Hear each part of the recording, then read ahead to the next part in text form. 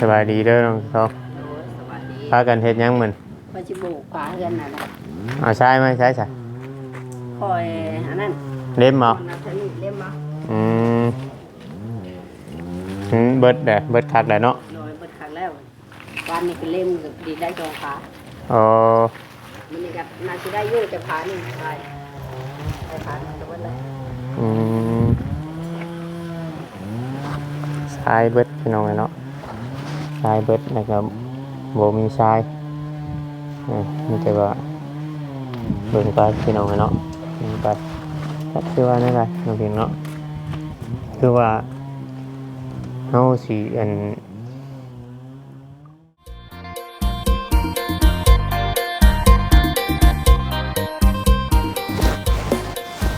กับสบายดีเนาะพ่อแม่พี่น้องเบิดสู่คู่สู่คนเนาะเพียงเนาะมาสมองสุบอนบ่ว่าสิเป็นพี่น้องทางฝั่งลาวเนาะกับสวัสดีพี่น้องทางฝั่งไทยอีกเทื่อนึงหรือว่าสิเป็นพี่น้องลาวพี่น้องไทยแม่ FC เบิดสู่คู่สู่คนเนาะอยู่ทางต่างประเทศพี่น้องเลยเนาะที่เข้ามาเบิ่งมาชมคลิปช่อง YouTube ของเรายังใช้ใจเกินร้อยเพียงเนาะ V2 พี่น้องเลยเนาะอีกคือเก่าคือเดิมพี่น้องเนาะเพิ่มเติมกับเวียนเข้ามาถ่ายคลิปน้องๆให้แม่ FC ในเบิ่งในชมคือเก่าพี่น้องเลยเนาะ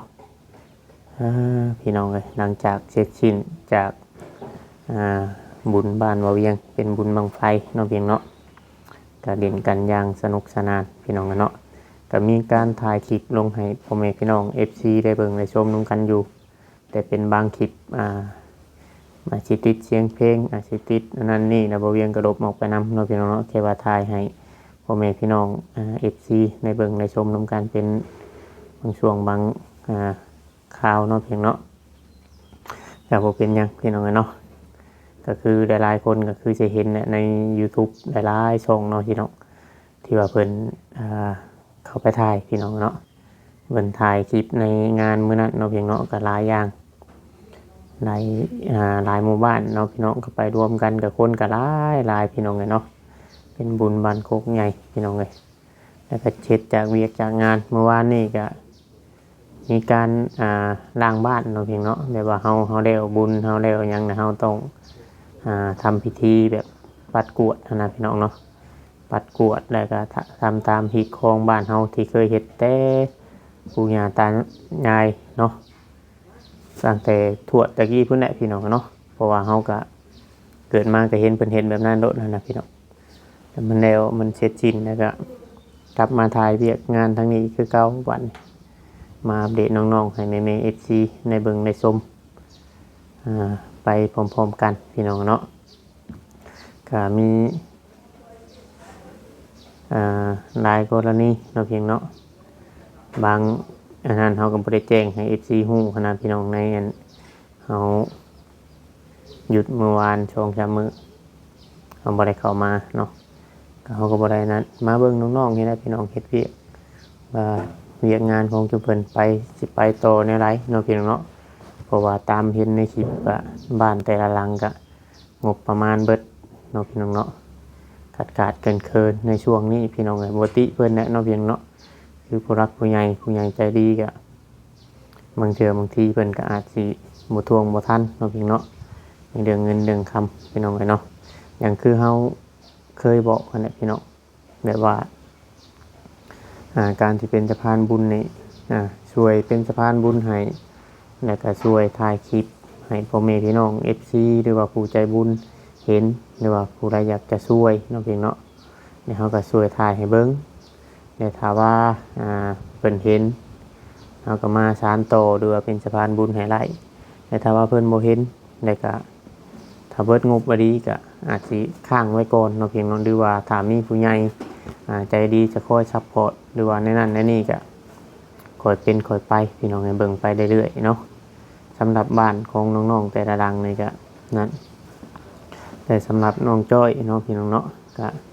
เป็นชานดานเป็นของเราก็แล้วสมบูรณ์เนาะพี่น้องเนาะแล้วทุกสิ่งทุกอย่างแล้วพี่น้องให้ผู้รักผู้ใหญ่เป็นเมตตาเพราะว่าเราบ่มีบอนอยู่เนาะตะกี้น้องพี่น้องเนาะผู้รักผู้ใหญ่เพิ่นก็เลยช่วยจนแล้วจนเสร็จเนาะพี่น้องเนาะ ก็มีแต่ว่าให้น้องพัฒนาตัวเองเนาะเพียงเนาะพัฒนาตัวเองการที่จะอยู่คนเดียวเนาะเพียงเนาะหรือว่าเนี่ยใดก็ไปเรื่อยๆแต่ว่าตอนนี้ก็หลักๆแล้วก็อยู่กับครอบครัวเขาลุงแก้วป้าพรและพี่น้องพาเฮ็ดพาทำแล้วก็ในหลายๆอย่างเนาะเพียงเนาะแต่ว่าเขาเข้ามาถ่ายเบิ่งไปพี่น้องเอ้ย FC หลายๆคนก็อยากให้สำเร็จเบิดทุกบ้านนั่นแหละแต่ละบ้าน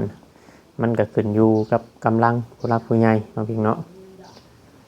ขึ้นอยู่กับกำลังผู้รักผู้ใหญ่พี่น้องเอ้ยทุกสิ่งทุกอย่างก็บ่มีไผอันนั้นคือทางช่อง YouTube ของบ่เพียงตอนนี้ก็พี่น้องเอ้ยยอดหายบ่มีฮอดคนที่เข้ามาเบิ่งพี่น้องเนาะจักสิไปโตหรือสิพอซำนี้เฮาก็ยังบ่ฮู้พี่น้องเนาะจักสิไปแนวใดโตนี่เบิ่งไปเรื่อยจักหน่อยฮอดหน้าฝน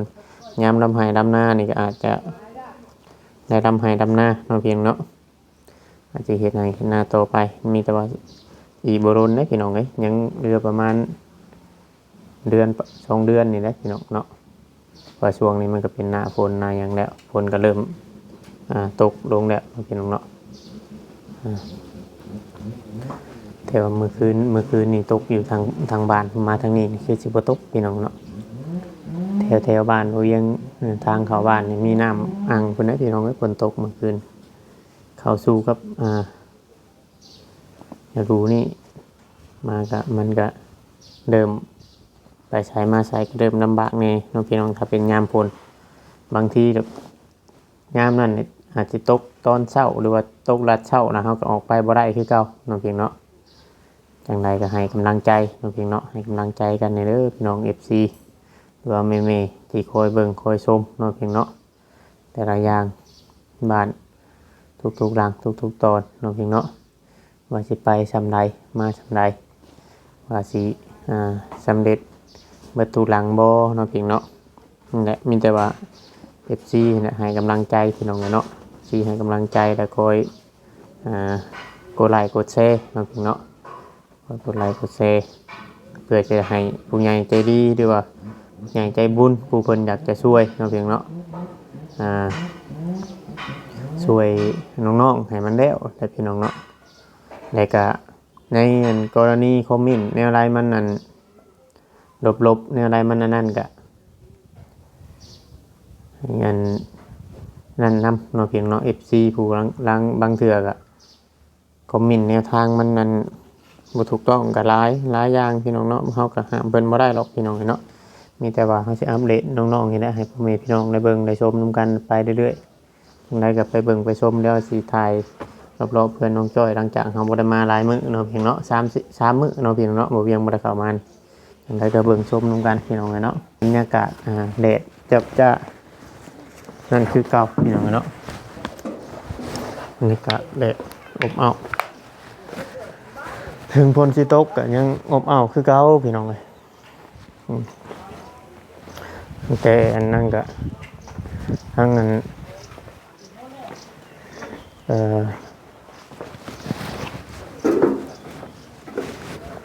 จอยก็คือเขาไหนยังไม่ได้นึ่งเลย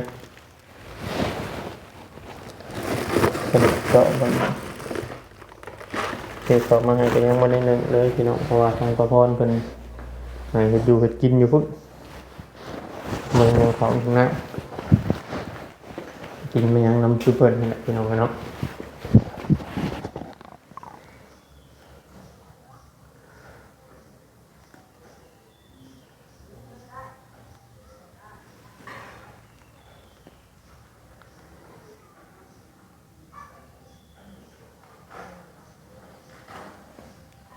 มองไปเรื่อยๆพี่น้องเนาะ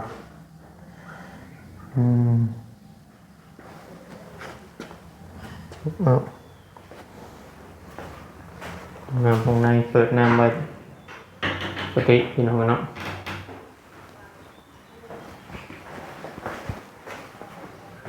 สะอาดแล้วบางนี่พี่น้องเมียนเป็นมัดเป็นกวด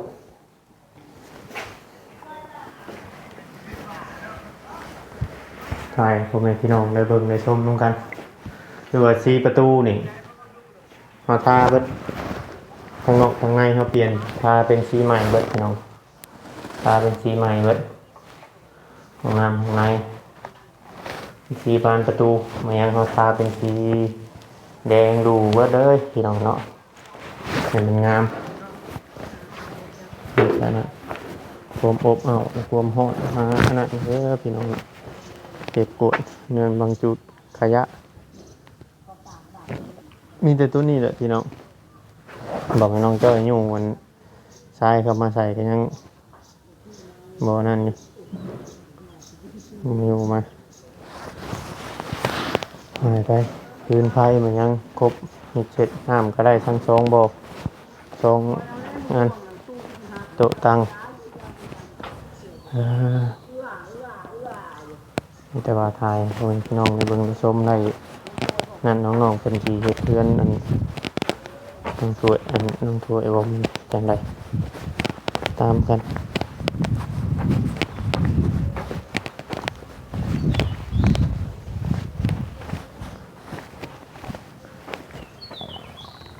บานประตูใส่แมงเฮานั่นตั้งผู้ช่วยเพิ่นบ่ได้เข้ามาเลยพี่น้องเนาะเฮาเนี่ย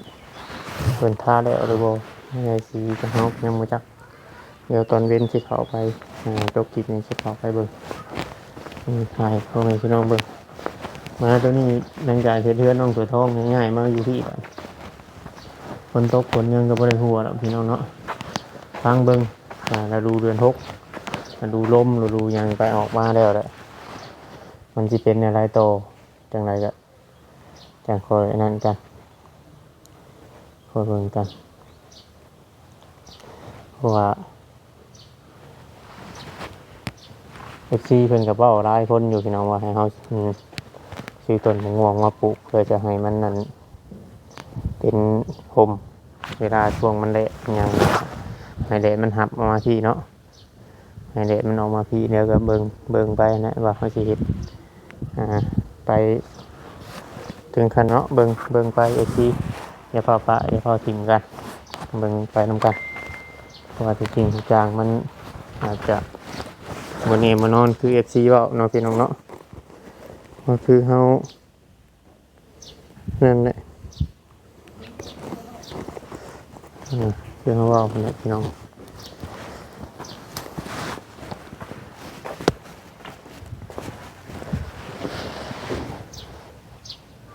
เสียแต่อันบางน้ำล้างถ้วยล้างบวงอะไรมันออกไปพุ่นนางว่าเขาใส่ยังใส่น้ำหลายคนอยู่นะคุณแถวบ้านเฮือนเขาอันน้องๆเลี้ยวเบิดแหละเพิ่นก็อาจจะแยกกันอยู่เนาะพี่น้องเนาะมันก็สิลดปอนกันนั่นนี่ไปสำหรับเพื่อนน้องจ้อยนี่มันก็สมบูรณ์แบบเบิดทุกอย่างแหละพี่น้องเนาะมีแต่ว่าถ้าน้องใหญ่น้องยังมีครอบครัวมันยังก็คือว่านั่นแหละเดินบ้านเดินเฮือนนี่ก็ยังกว้างพอโอเคน้องหญิงเนาะยังไงประตูประต่างมันยังแล้วเรียบร้อยเป็นหัวเป็นยังแล้วเบิดแต่ว่าน้องๆแล้วเบิดทุกคนนะจังนะมาเวียนกันนะเตียงตัวนี้ก็แบบมันนั่นคักได้พี่เนาะมันเป็นไม้นิ้วไม้พระเจ้าซอยให้แบบเนียนนาเลยนะตอนแรกคิดว่าบ่อยากให้เพิ่นวางเงินสิ่งของไว้โต๊ะตัวนี้ซื้อมาวางอันนี่แหละพี่น้องซื้อมาวางบนเครื่องใช้เครื่องยังถ้วยบวงมายังนั่นแหละเนาะนี่สิให้เป็นหันครับคิดว่าสิไปไหว้หมองนั้นหมองไก่บางล่างถ้วยล่างจานนะพี่น้องมันเฮาล่างแล้วเฮามาวางเงินถึกช่วงนั้นน้องมันถ้วยทองถึกเกิดเรื่องแล้วก็เลยเอามานอนอยู่นี่ตอนที่ว่าเกิดเรื่องแล้วก็นอนหลายนั่นเนาะพี่น้องเนาะหลายคนเนี่ยมาเฝ้ากันอยู่นี่นะก็คือเอาแจ้งบอกFCเนี่ยจริงทุกอย่างคอยเป็นคอยไปเนาะมันบ่ได้มาง่ายๆเลยพี่น้องเพราะว่าช่องเฮากับมันเป็นช่องที่หน่อยคนจะเห็นหน่อยคนผู้ติดตามจะเห็นเนาะเพียงเนาะอย่างเช่นคือเพื่อนผู้ช่วยเนาะเพื่อนน้องเสือทองแบบนี้นะพี่น้องกับมีเพื่อนน้องเสือทองกับมีแต่เจ้าเดียวนะพี่น้อง มีทางเมผู้อันอยู่อเมริกาทางหัวจิตเนี่ยเป็นในสารขึ้นไปแหละก็บ่ได้มีเจ้าอื่นเข้ามาเลยบ่มีเจ้าอื่นเข้ามาเติมเต็มเลยนะมันก็อยากสิราชาในจักหน่อยเนาะเพียงเนาะอืมสีกำแพงสีกำแพงน้องจ้อยนี่แบบเย็นตาเดียวเบิ่งเนี่ยสะอาดสะอ้างแบบนั่นดีเนาะเพียงเนาะจะเบิ่งติดตามไปนำกันพี่น้องเพราะว่ามันบ่ได้อันนั่นง่ายๆ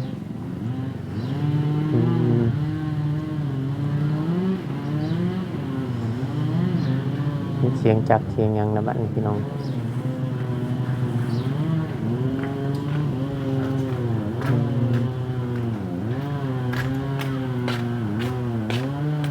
สบายดีเด้อน้องทอง สวัสดี พากันเฮ็ดหยังเหมือน พอจิบุกฟ้าเฮือนน่ะนะ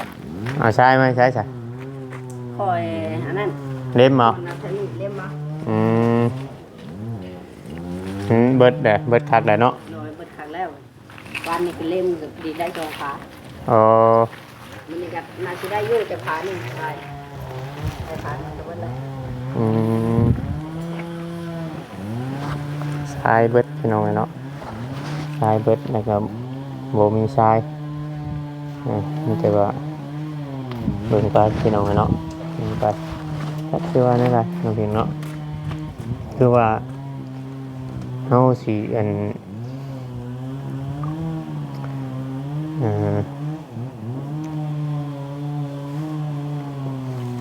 มีแต่ว่าขึ้นอยู่กับผู้รักผู้ใหญ่พี่น้องเนาะคือว่าทรายทุกบ้านนี่มีเรือเอาเด้อทรายทุกบ้านนี่มีเรือแทบทุกบ้านดึงไปมันหาเอาสิเอาให้กันไปบ่ได้ยันผู้รักผู้ใหญ่เพิ่นว่าเนาะพี่น้องพอว่าเฮาสิตัดสินใจเองบ่ได้นะพี่น้องตัดสินใจเองบ่ได้เดี๋ยวอันเบิ่งน้องๆเฮ็ดไปบางทีก็อาจจะเอาให้มาเอาของน้องจอยที่บ่เวียงชื่อเดือที่ไหนพี่น้องเนาะเพื่อนของน้องมานี่ก็เดือเพื่อนของผู้ช่วยนี่ก็มันพอเพื่อนยังบ่ได้ออกนะพี่น้องบางทีก็อาจจะให้เอาตัวนี้ทุกสิ่งทุกอย่างบ่เวียงเองก็ตัดสินใจให้บ่ได้บางเทื่อไปเวลาเฮาเฮ็ดจิกกับจอกไปนั่นนะเดี๋ยวผู้ใหญ่เพิ่นสิว่าให้เดี๋ยวเฮาสิเป็นคนผิดตู้กระตางยังอัดยังนั่นแบบโอเคอยู่เปิดน้ำไปพี่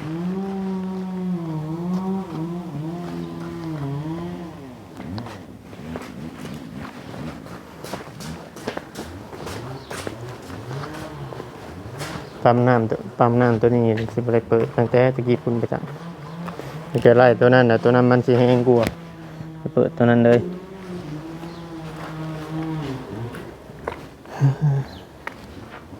พี่น้องเลยเนาะฝากน้ำพ่อแม่พี่น้องหรือว่า FC ที่เข้ามาเบิ่งมาชมเนาะในคลิปนี้อยู่ทั้งบ้านทั้งเพื่อนของน้องจ้อยนี่แหละถ่ายพ่อแม่พี่น้องได้เบิ่งได้ชมนำกันน้องมาเพิ่นก็นอนนั่นอยู่พบมานอนอยู่นี่เลยที่ประตู